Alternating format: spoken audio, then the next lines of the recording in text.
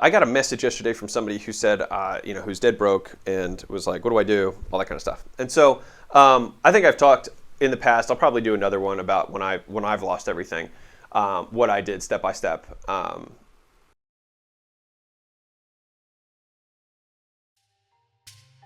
After I lost everything, the next month I did $110,000 in sales in the next 30 days. Like, you absolutely just need skills. And a beautiful thing is that no government can take it from you. No person can take your skills from you in a divorce. Those are always your own. I'll do two scenarios, all right? Let's say you've got $50,000, all right? And you're like, okay, I'm thinking about buying a house, right? And I think for a first house, you might only have to put 10% down. I'm not sure. It's 10 or 20. Don't remember. $500,000 house, all right? You put 10% down and then you get the mortgage, right? You get the liability of the mortgage payment every month. And let's say that in order for you to save that, you've been making, I don't know, 60 grand a year. Now let's look at an alternative scenario where you are still making that same amount of money, 60, and you saved up 50. And instead of buying a house, you have a long conversation with your spouse and you say, or maybe you don't have a spouse, whatever, with yourself. I wonder how much money I could get for this money. Ah, interesting, right?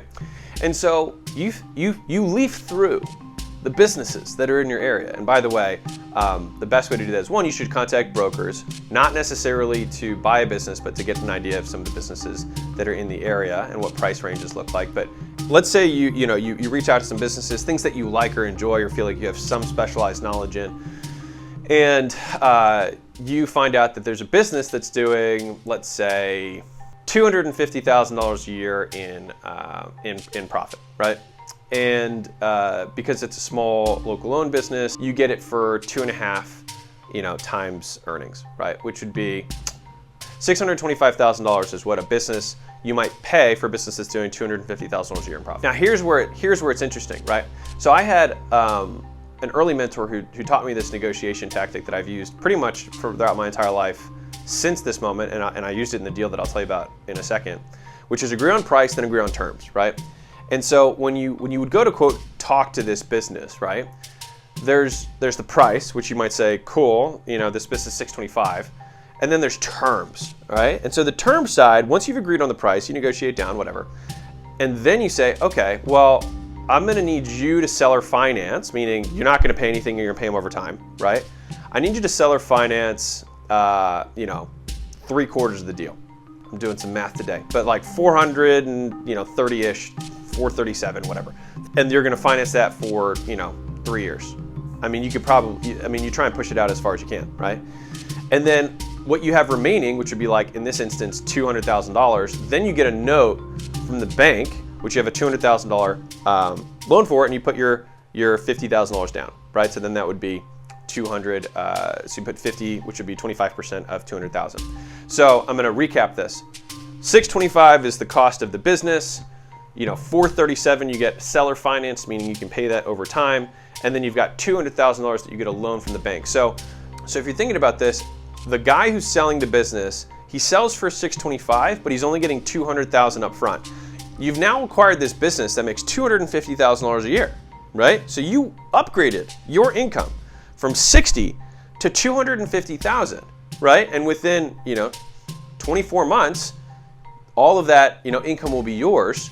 That massively speeds you up in life, right? And if you compare that to what it would cost you to start your own business, client lists, all the knickknacks you have to buy that you don't even think of, zoning permits, and all the fees and licenses, it's actually a pretty decent deal.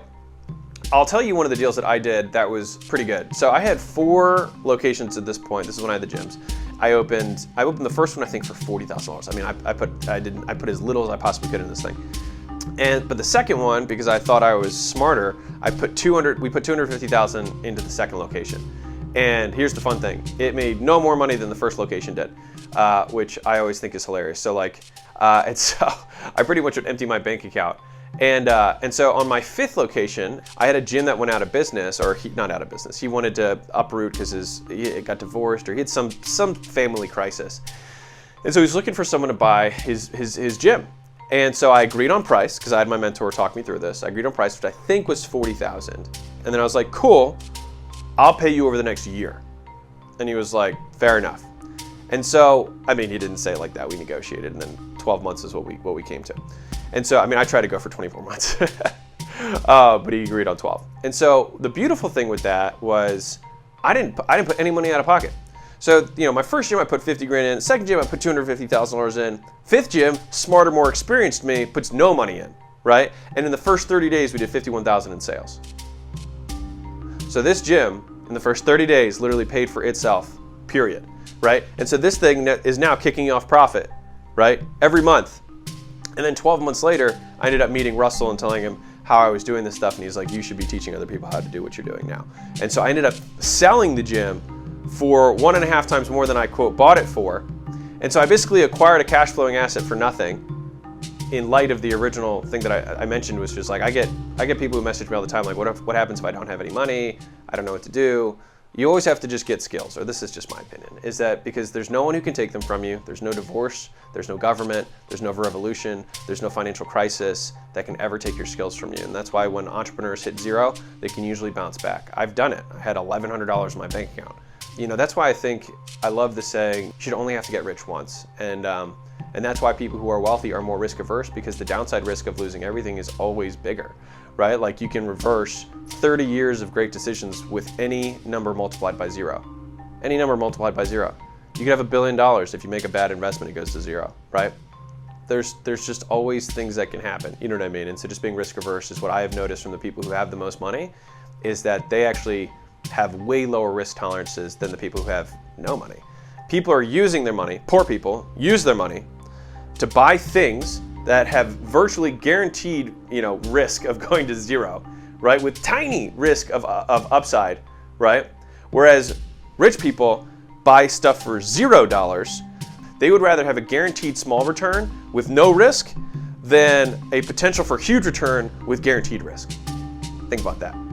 I see these, you know, these cryptocurrencies 20xing and stuff, you know, in like a month, and I'm like, man, agree on price, agree on terms, try and get something for nothing.